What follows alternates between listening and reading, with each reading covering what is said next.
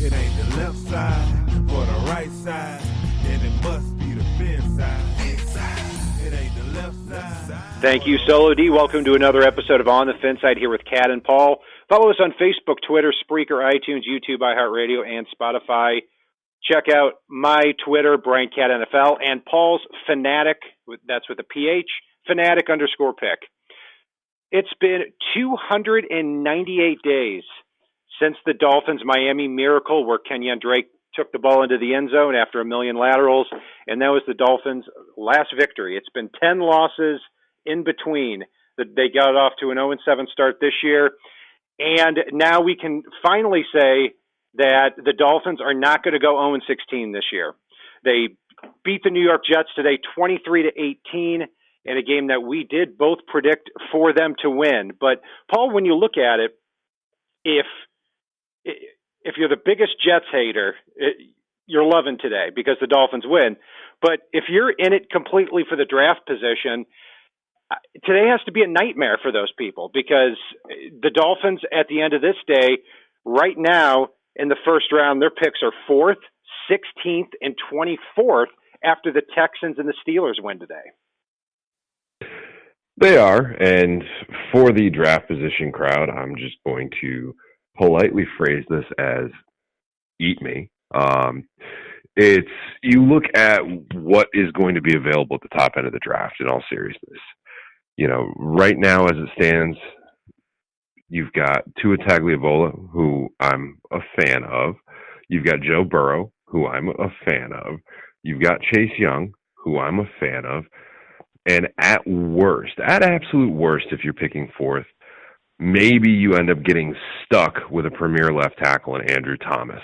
So, you know what? I'm good with any of those. While I want a quarterback of the future here, obviously, Kat, you know, I've been a big Joe Burrow fan since everyone had him projected in the 6th round. But it's in reality, Miami's going to be a better team for whoever they draft 4th overall if they stick to the board that's out there.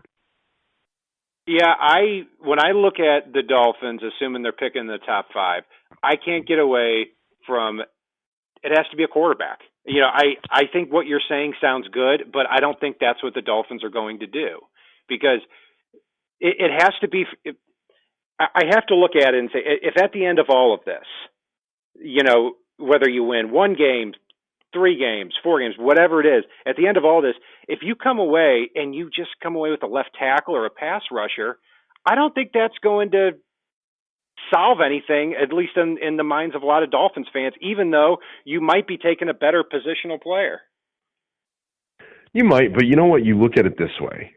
Miami should be able to build a hell of a team this offseason. They really should. And at the very worst, you go into 2019 or 2020 with Rosen or Fitzpatrick at quarterback with a hell of a team built around them. See what you can do. And then you still have the draft ammunition in 2021 to go up and go after a guy like Lawrence if at all possible. So Miami's got the ammunition to go after guys. And for me, build the damn team. Hopefully they can get either Tua or Burrow. But if not, you build the damn team. And then if you've got the team in place, you sacrifice a little bit to make that move up and go after Lawrence. They've never in the past, 20 years since Marino retired, had the ammunition to go up after that quarterback. And in either of these drafts, they've got the ammo to go up after. Do I like seeing them sacrifice draft picks? No, but if they can build a team this offseason and get their quarterback of the future the next one and plug him into a ready-made team where he's not going to get gun-shy from being beat to all hell, yeah, I can see a case for that as well. Yeah, I think your case is a good one.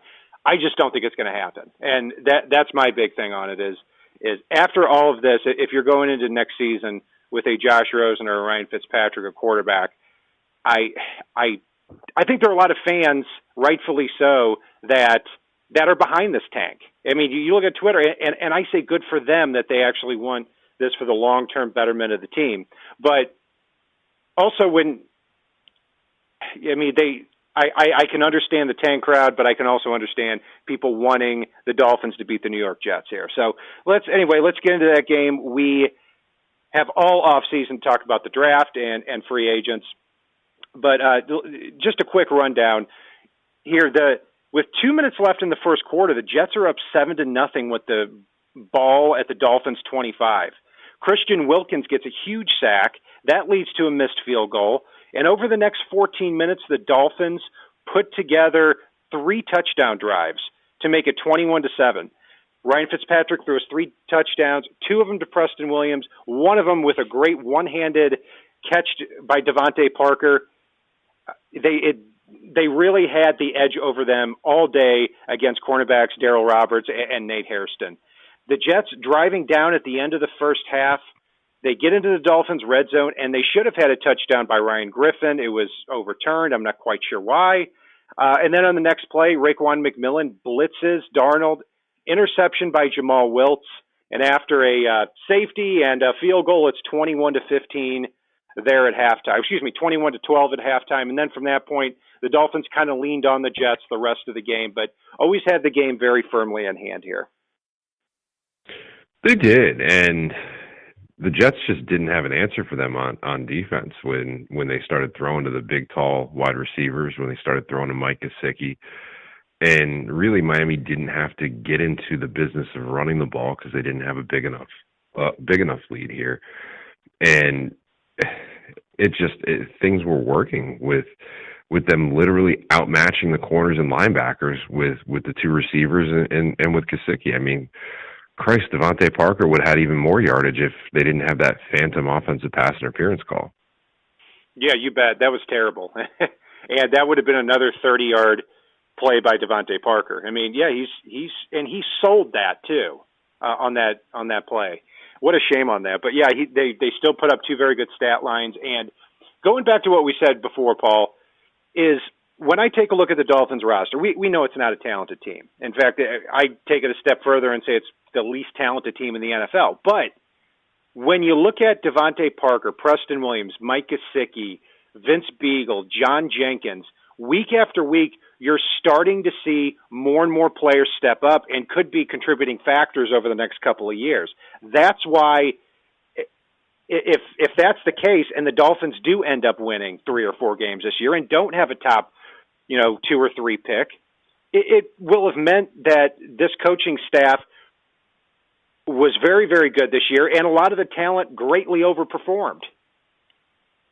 It will, and you look at what they're going to be able to do, and I know I keep harping on this, if they can do that with these players, imagine what they can do with what Greer can build with that free agency capital. Look at what they could do with a bounty and bevy of high-end draft picks. I mean, you look at what this staff gets out of people pulled off the street, it makes me very excited for what this staff can get out of what I hate to say is better than a CFL roster. A good chunk of Miami's roster today is basically the equivalent of a CFL roster, if I'm being 1,000% honest. Yeah, I mean, I love my team. It just is. It sure is. And, that's where it's not so much that they're, okay, look, at defensive back, they're completely wiped out. They don't have a pass rusher. Their offensive line is terrible. But they do have some wide receivers. They have some tight ends. Davin Gotcha and Christian Wilkins and Raekwon McMillan. I think they've got some pieces on both sides of the ball. I just don't think they have them in the right spots yet. But that's what these draft picks and that's what free agency here is going to be for over the next couple of years. So let's take a look at the positional grades here, Paul. So Ryan Fitzpatrick, what I like about what he's doing, and again, we were both against Josh Rosen being pulled from the lineup because we thought we got to see what this kid's made out of. But since Fitzpatrick's come in, we've seen the wide receiver and tight end spot take off a lot more. I mean, in this game here, when Preston Williams and Devontae Parker were beating their matchups 1-1 on the outside, that slant pass has been there, and they're on a good rhythm and a good timing with that, with 2 very big receivers.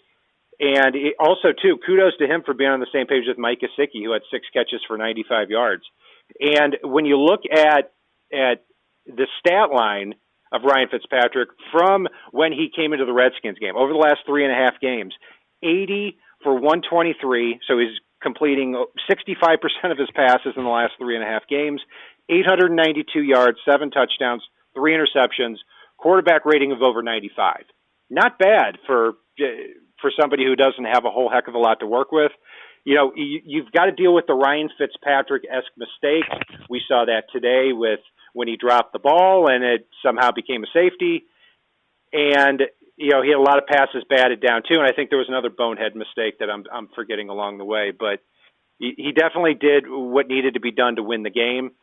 So overall, I'm going to give Fitzpatrick and the quarterback spot a B+ here. I'm going to go with an A-, and it's funny you brought up that safety because I do have a little bit of a bone to pick with that. I mean, was he in the end zone? Was he out of the end zone?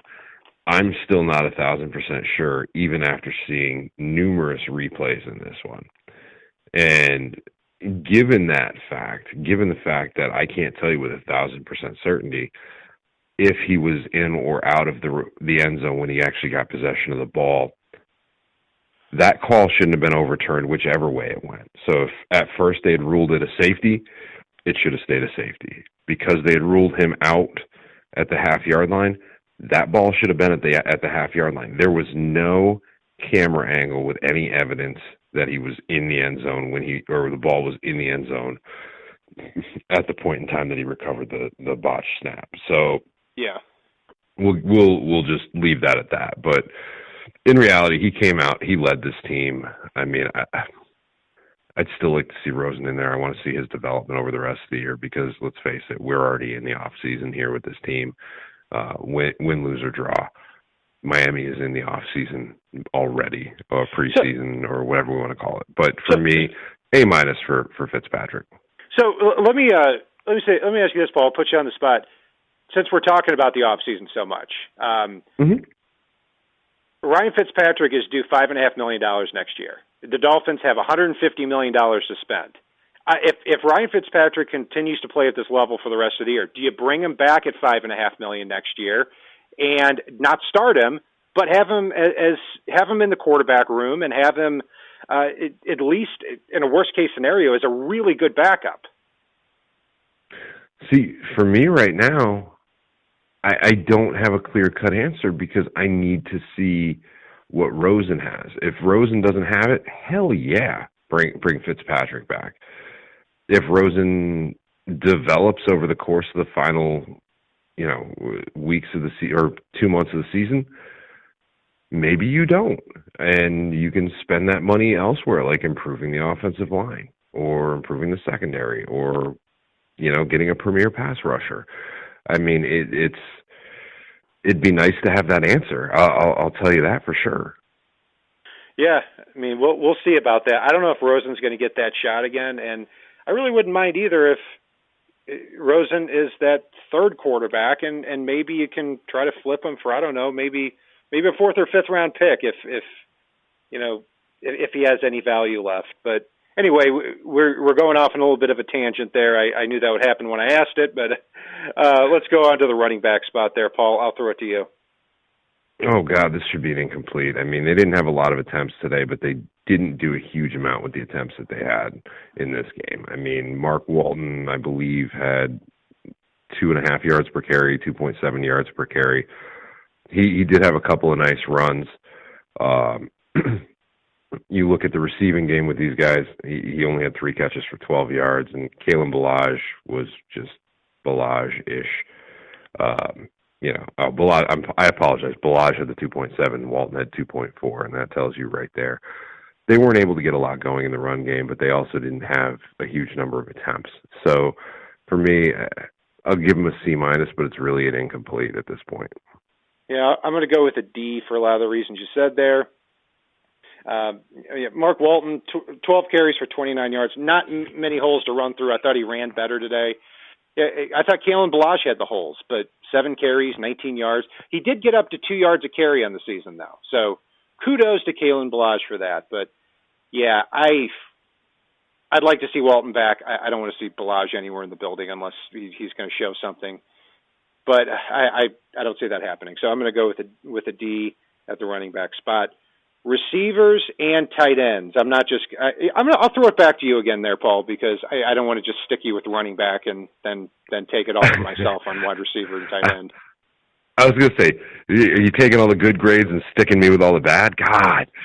No, it's I look at the receivers and tight ends, and what an inspiring game this was. I mean, who'd have thought that I'd be calling for a Devontae Parker extension halfway through the NFL season, looking at what we had to say about him in the offseason, and really, to be fair, over the course of last season, over last preseason, over the season before that, Devontae Parker looked like somebody got sold a bill of goods, as my grandmother would have said. And now he looks the part of that player that we wanted. He had a bad drop early on, but he really made up for it. He got hosed with a pass interference call, and he still made up for it from there. And then you look at Preston Williams, who was all over the field today. And then you had Gesicki leading the team in receiving, something we never thought we'd say after what we saw from him his rookie year. And he looked fired up out there, and it was great to see, especially with an expanded role, given the fact that O'Leary was cut this past week. So really, you look at those guys, and it was awesome to see. I was a little surprised that they did not get Albert Wilson more involved. I think he only had one catch for under 5 yards. But it was also nice to see Jakeem Grant start to get a little bit involved, even though not to a huge degree. Yeah, so what's your grade? I'm going to go with an A- here. I'm right there with the A-. Took the game over. You took the words right out of my mouth. Very inspiring effort here. Mike Gesicki, a guy that, frankly, we didn't want to draft. We wanted Dallas Goedert ahead of him, but he's starting to look the part, and just the confidence and how he looks when he catches the ball. It looks like he knows what he's doing now. He turns his head upfield, and he's looking to get to that next spot, whether it's going out of bounds, whether it's turning it upfield. But now you take a look at the last four games since Fitzpatrick's come into the lineup. Against the Redskins, he had 3 catches for 51 yards. Against the Bills, he had 4 for 41 and had a 29-yarder called back. Nothing against Pittsburgh, not a surprise because of their inside linebacker speed. And now today, 6 catches for 95 yards. So it's certainly going to be fun to watch him as the weeks go on, because I think we may have found something here. And Preston Williams, if you take a look at what he's on pace for after 8 games, he has 32 catches, 428 yards, 3 touchdowns. So he would be on pace, I believe, to have the most receiving yards by an undrafted rookie. I think Wayne Chrebet had a little bit less or a little bit more than that 856 he's on pace for. But man, oh man, did he win those one-on-one battles today. And he won those one-on-one battles early in the Steelers game against Joe Hayden on those crossing routes. He's got that power forward size, and the drops and the mistakes are becoming less and less frequent. So he also drew a long pass interference penalty too, which is in my book just as good as a 30-yard catch. So great for him. Devontae Parker, yeah, you're exactly right. I mean, he had another touchdown. That's 4 on the year. He had a one-handed catch, and there was that catch where he was called for offensive pass interference. Should have been a 30-yard catch. It was a bogus penalty. I can't believe they didn't overturn it either on there too. But that, and I like that with Jakeem Grant, they're getting him more involved. Back-to-back weeks where he's 33 yards, doesn't sound like a lot, but had a terrible start to the year. And this is the difference between Brian Flores and Adam Gase. When Jakeem Grant struggles early in the year, Adam Gase punishes the guy. He benches him. He gets somebody in there that's less talented, where Brian Flores and Chad O'Shea find a role for him. So kudos there. I'm going to go with an A- as well. The offensive line, yeah, I mean, it's just not a good unit. I mean, we could say pretty much the same things week in and week out. A little bit of a surprise that Shaq Calhoun was inactive in this game at right guard. Chris Reed and I'm blanking on his first name, but his last name Sutherland got the snaps today. I thought Chris Reed had a very good game at right guard. Thought Jesse Davis played well at right tackle, but real disappointed with the play of Evan Boehm in this game. I thought it was by far his worst game. He got turned around and shoved back a lot, one of which was an embarrassing one, being shoved back by your former UConn buddy there for the Jets. At left guard. Yeah, he's who isn't very good. So, and then at left He's guard not you a got good Michael Dieter, who just gets worse every week, and Yeah. and Jamarcus Webb is what he is. The Dolphins ran for 2.5 yards a carry, and Fitzpatrick was sacked 4 times. So overall, I can't get behind this offensive line still, but it wasn't terrible, but still not all that great. I'm going to go with a C-. I'm going to go with a C+ for a lot of the reasons you mentioned, and you're absolutely right. Foley Fatukasi, as we talked about in our pregame episode, he is a run plugger who doesn't have speed and really is just good at anchoring his fat ass in the middle. He has a little bit of short area quickness, but he does not have the speed to be a pass rusher or any type of force in the pass game. And yet he blew through a couple of times, batted a pass down, and really was more of a nuisance than he should have been, given the fact that he can't get out of his stance with any form of quickness. So, yeah, it's fully Fatukasi shouldn't beat you, but this line is what they are. I mean, it's, you were talking about Sutherland and not knowing his first name, and my first thought, as you said, it was, I'll learn the first name of whoever's starting at guard next week. We're good on that one. So, that should tell you right there how things have played out with this offensive line this season. I mean, I don't have an exact number on the number of starters we've had thus far. I'm sure that's something that one of our listeners will probably let us know down in the comments. But in reality, I can go with a C+, and only because, to quote Denny Green, they are who we thought they were. That's what we have on the offensive line right now. We've made no secret of the fact that there needs to be some building done this offseason. That is for sure. Every last position needs to be refilled. And I don't think Michael Dieter should be safe based on the way he's played this year. I would actually like to see him kick over to center. And if not for that, then I'd like him to be a swing man at those backup positions. But he is a rookie, and I think we forgot that when he was drafted out of Wisconsin, that he's not a plug-and-play type of guy, because he just can't handle it yet. There was an embarrassing play against Quinnen Williams where basically he blocked the wrong guy. He double-teamed the person inside with Evan Boehm. Quinnen Williams almost killed Ryan Fitzpatrick on that play. We see too many of those with Dieter and not enough good blocks. So on the defensive side of the ball, Sam Darnold starts the game 14 for 15, 145 yards and a touchdown. And I'm starting to think halfway through the Jets' second drive, this is going to be a blowout. These Adam Gase-led teams don't get off to quick starts, and they certainly did, or it was looking like they were going to here in the early going. But he finished the game after going 14 for 15 for 145 yards and a touchdown, finishes 13 for 24 for 115 yards, an interception, and an embarrassing fumble where it looks like he just gave up on the play. Le'Veon Bell, 17 carries, 66 yards, so a little under 4 yards a carry, so pretty good job against him. Not a lot of running room, but Bell willed his way several more yards after he got into the hole. But starting with the front seven, we threw down a challenge to Christian Wilkins that he was not living up to the hype of being that 13th overall pick. Well, he must have listened to the show here, because he certainly brought it this game.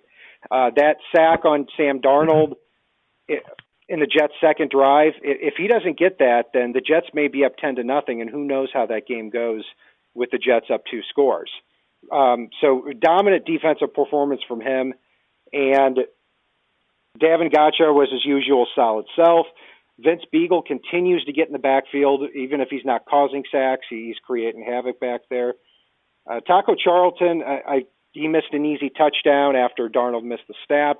I don't think he had a very good game.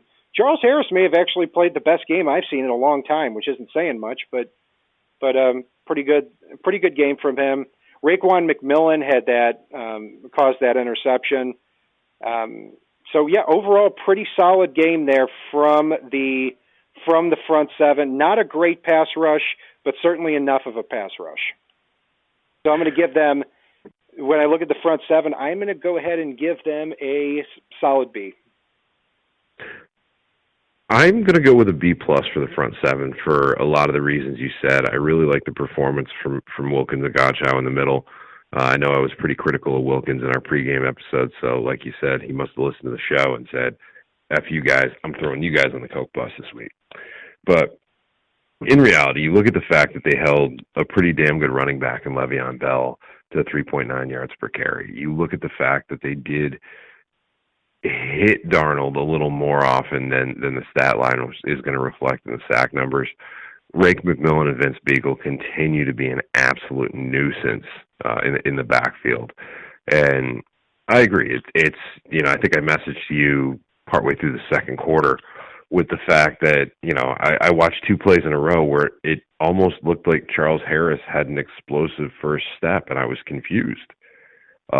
Absolutely downright befuddled, because even when you look back at his college tape, I didn't feel like he had an explosive first step. This is the first I've ever seen of it. So I'm a little curious with that going into next week. It's something I'm going to keep an eye out for in next week's game. But yeah, Taco Charlton, you already know, I'm not sold on him as the pass rush answer for the Dolphins. He just is so feast or famine, and his feasts are very, very few, far between, and minuscule at times. So I can't say that even he's somebody I want around next year. I'd really like to see Miami rebuild their pass rush stable and possibly eject both of those guys.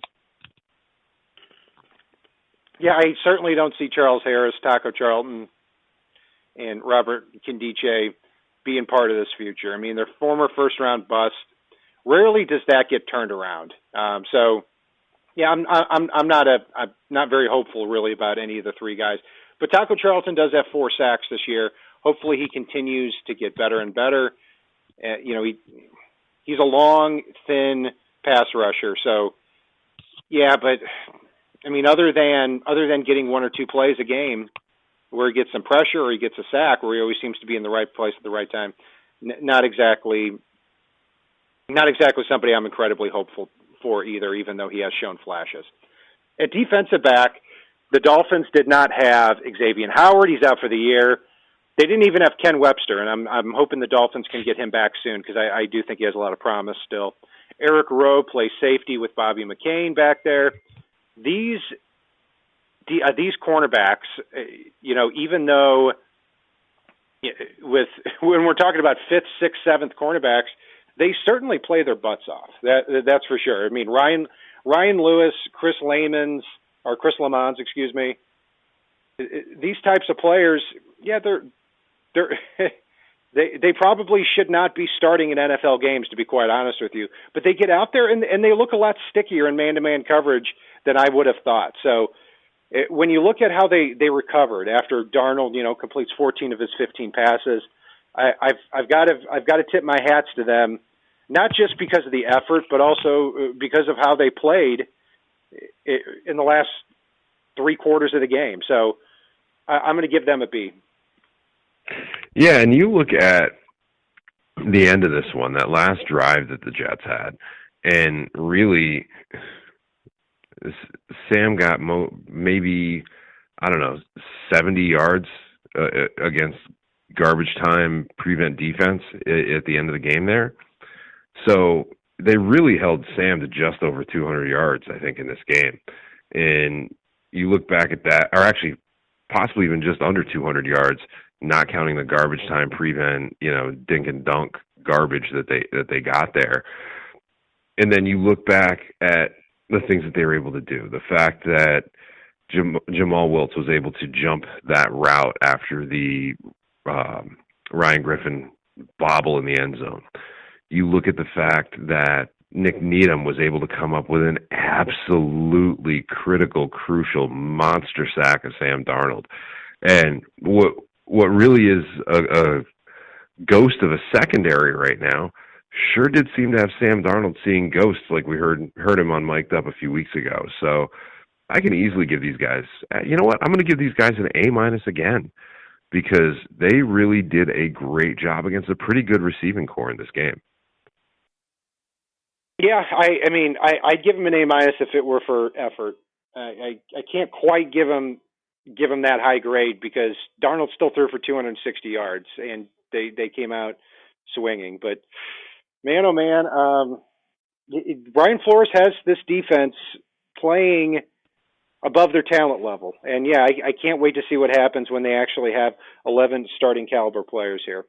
On special teams, I don't know what it is with Matt Hawk and playing the New York Jets, but every time he plays them, he is absolutely phenomenal. I can't remember the stats from last year off the top of my head, but I'm pretty sure that he punted somewhere like 19 times against them last year, and he buried them inside their 15 like 12 of those times.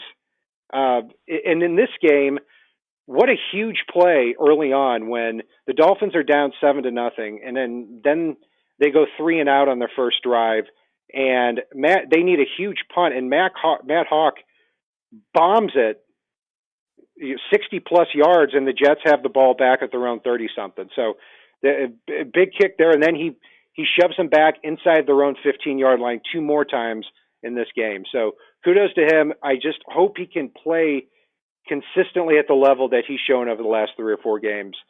Jason Sanders, I missed another field goal, but he only tries one every 2 or 3 games. So I think it may just be a case of he just needs knocking to get the old leg oiled up a little bit. I mean, and then you look at, to round it out, you look at the coverage units. Very uncharacteristically, the Dolphins gave up a long return to Vincent Smith. I blame Jamal Wiltz on that.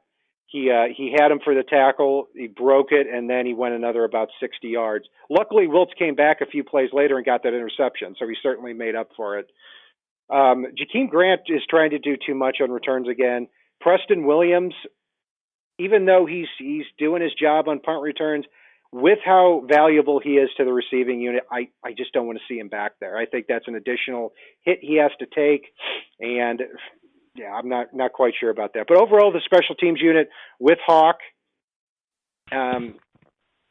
making such key punts there. But there were some mistakes with Jamal Wilson, with Jason Sanders here. So overall, I'm going to go with a B-. I'm right with you on the B- on this one. It's that kick coverage error, which, let's face it, I'd say that he broke the tackle from Jamal Wiltz, but Jamal Wiltz didn't wrap up. So he just kind of ran into him and then just said, okay, you're not going to wrap me up. I'm going to bounce off you and race another 60 yards. So, it's literally that play could have been saved by Jamal Wiltz wrapping up. That's it. Fundamental, basic football that, I'm sorry, in a coverage unit, I just need to see guys that wrap up, and if Wiltz can't do that, he needs to stick to just defense.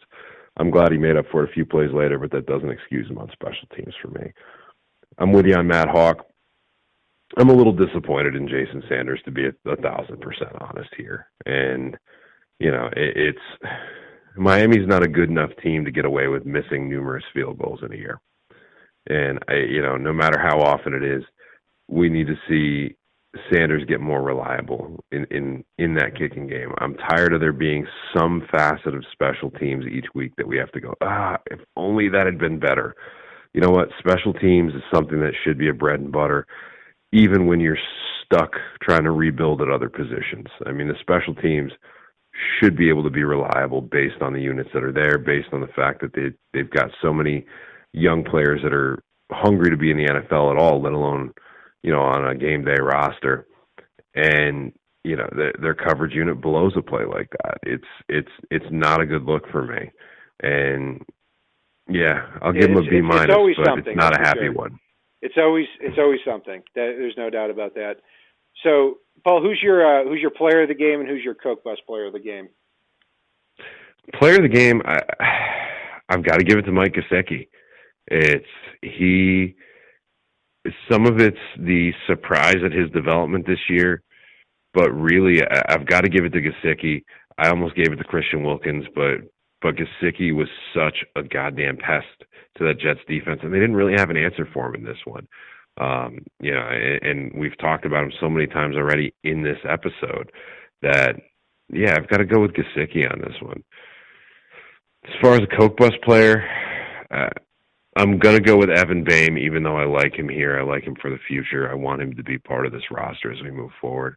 But given the issues we outlined in the offensive line segment of it, I've got to throw him on that Coke Bus. Yeah, my player of the game has to be Preston Williams. I mean, he's a constant mismatch out there on the outside. I mean, what, five catches for 80-plus yards, 2 touchdowns, and drew a 30-yard pass interference penalty. I mean, that's the difference in the game with those big plays that he created there. Allowed the Dolphins to go up 21-7. I mean, Fitzpatrick and Gesicki and Devontae Parker had a lot to do with that too, but what a mismatch problem this guy is becoming out there on the outside. And he's not dropping as many passes as he was before. I think he had one today, but, it was with pretty minimal impact too. My Coke Bus player of the game, I've got to give it to, since you took Evan Boehm, I'm going to go ahead and give it to Michael Dieter again. I mean, I think this guy is a flat-out liability at this point at left guard. I mean, he makes 2 or 3 key mistakes a game, and he's not shoving that line forward at any point throughout the game. I mean, he was pushed back. Mark Walton got hit in the backfield several times, too, even without factoring in when Quinnen Williams got the best of him. So, to wrap it up, we'd be remiss if we didn't talk about Adam Gase at all. I mean, the Dolphins get their win over Adam Gase, and he's talking to the New York media afterward, and a question that the New York media, I think it was New York Post, asked him was, do you think Steve Ross, I can't remember the exact words, do you think Steve Ross was justified in firing you after what we saw here today? And he said, I'm not going to answer a question like that. That's ridiculous. Well, Adam Gase doesn't seem to want to answer any question. So to him, every question he got here in Miami and here in New York are all ridiculous. And it'd be a lot easier to just say, hey, I wish the guy the best if he weren't such a dick. Yeah, you know what? It's please, I want to beg our listeners here. Greg Likens and I put out today a caption this moment of Adam Gase sitting on the bench with no one within 15 yards of him, coloring on his damn laminated play sheets again, like we've all gotten way too familiar with from his time in Miami.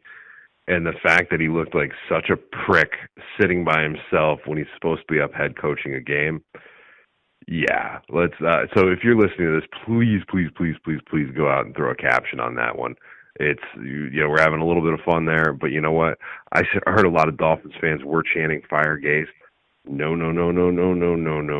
Yeah. We as Dolphins fans should want the New York Jets to lock Adam Gase up with a lifetime contract to be there and be the head coach for as long as he damn well pleases, because they will never be a good football team with Adam Gase at the head coach spot. We know this is Dolphins fans. We know this is football fans. Yeah. They will not. That is for sure. And with Adam Gase, I don't think he's going to last the rest of the year, unfortunately. And they're going to turn it over there again. Just a absolute dumpster fire from top to bottom. And Paul, I understand before we sign off, you have another personal drop in to have too. Yeah, I gotta, me, I don't throw many of those personal things out there, but I gotta congratulate my little Pee Wee team for winning their little Gold Bowl at the end of the season here this past weekend. It's, not only did the Dolphins win, but I got to watch my little 6 to 8 year olds go out and really kick some butt in a game that they really deserve to win. So that was a great thing to see, and it was a ton of fun watching that, or actually really coaching that one. But the players are the ones that won it, and just want to congratulate them right here. Awesome. Great to hear. And I don't know, maybe Paul will be in line for the Jets coaching job during the next couple of years. We'll see here. I'll do the Dolphins fans proud. Don't you worry. That will do it for our breakdown of the Dolphins' win over the New York Jets. You can follow Paul and I on Facebook, Twitter, Spreaker, iTunes, YouTube, iHeartRadio, and Spotify. Check out our merch store on thefiniSide.threadless.com. I'm Brian Cat NFL on Twitter. Paul is fanatic_pick. That's with a PH.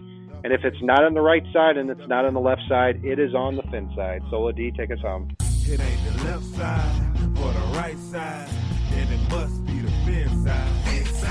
It ain't the left side or the right side, then it must be the fin side.